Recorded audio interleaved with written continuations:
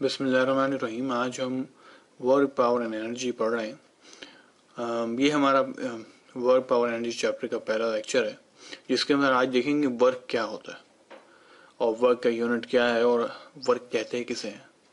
Physics की रो से work वो है जिसके अंदर कोई फोर्स लगे किसी ऑब्जेक्ट पे, किसी चीज पे, जिससे उसके अंदर हरकत पैदा हो और वो कोई डिस्टेंस कवर करे। मिसाल के तौर पर अगर एक बहुत बड़ा बॉक्स है, मिसाल के तौर पर ये इतना बड़ा बॉक्स है और ये हमारे अहमद साहब जो है इसमें फोर्स लगा रहे हैं, लेकिन हो क्या रहा है कि ये बॉक्स मूव नहीं हो रहा, तो यहाँ पे कोई वर्क नहीं हुआ। There is no work. क्यों? There is no displacement. इसने इस चीज में हरकत पैदा नहीं हुई। इसके बरक्स अभी इतनी देर से बेचारे वो मेहनत कर रहे थे, लेकिन क्या हम कहेंगे भाई 1 घंटे से खान साहब मेहनत कर रहे थे, लेकिन क्या वो ये डब्बा तो मूव नहीं हुआ, तो क्या भाईजान ने कोई वर्क नहीं किया। लेकिन इसके बरक्स अगर हम ये है ये लिए हो रहा है भाई, छोटा सा डिब्बा हो, मिसाल की छोटी सी बॉल हो, और इसको जो है ये खान साहब जो है थोड़ा धक्का लगाए और क्या हो, ये बॉल और ये जो है ये लड़कता हुआ जो है यहाँ पे चले जाए, ये बॉडी यहाँ पे आ जाए, तो हम क्या इससे क्या किया, यहाँ से लेके यहाँ तक क्या किया, इसने डिस्टेंस कवर किया। तो हम क्या कहेंगे, एक फोर्स लगी जिससे क्या हुआ, जिससे इस बॉडी में एक ये चीज हरकत में आई और इसने थोड़ा सा डिस्टेंस कवर किया, तो फासला तय किया।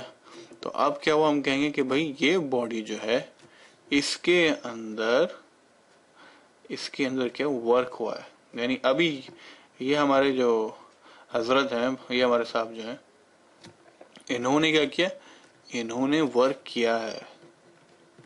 हत्ता कि इन्होंने क्या थोड़ी सी फोर्स लगाई थी, लेकिन क्या उससे डिस्टेंस जो है तय हुआ ऑब्जेक्ट का।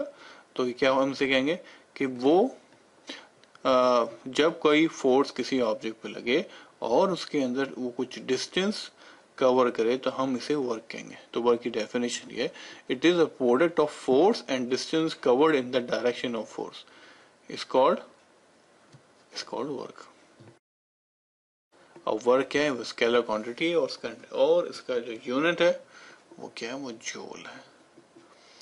अब आइए कंडीशंस ऑफ वर्क देखते हैं कि कोई बॉडी हम जब भी कह सकते हैं कि इसने वर्क किया है जब ये 2 कंडीशन ही मैट करे। Force must act on a body, यानी बॉडी के ऊपर कोई फोर्स एक्ट हुई हो, और दूसरा क्या है कि बॉडी ने कोई डिस्टेंस कवर किया हो। हम इसको बहुत सिंपल कह सकते हैं क्या, मिसाल तो अगर फोर्स 0 हो तो क्या हुआ, work into force into displacement क्या हुआ, ये 0 हो जाएगा। और अगर डिस्प्लेसमेंट 0 है, फोर्स मौजूद है, तो भी इस सूरत में क्या होगा, वर्क 0 होगा। आइए अब देखते हैं कि अगर हमारे पास ये केस हो कि जिसके अंदर हमारे पास जो ये बॉडी है इसमें फोर्स एक एंगल थीटा पे लग रही हो। मिसाल के तौर पर ये हमारे पास है और यहाँ पे जो फोर्स लग रही है वो ये है, तो इसका एंगल जो बन रहा है ये क्या है, ये थीटा है। तो हम अगर इसके डिफरेंट कंपोनेंट निकालें तो इसका ये एक्स कंपोनेंट हो गया एफ एक्स, इसका एफ एक्स कंपोनेंट हो गया, और ये इसका एफ वाई कंपोनेंट हो गया। तो अगर मैं ये कहूँ कि क्योंकि अब ये फोर्स अगर रिजॉल्व हो गई तो एफ एक्स कंपोनेंट क्या होगा, एफ कॉस थीटा होगा,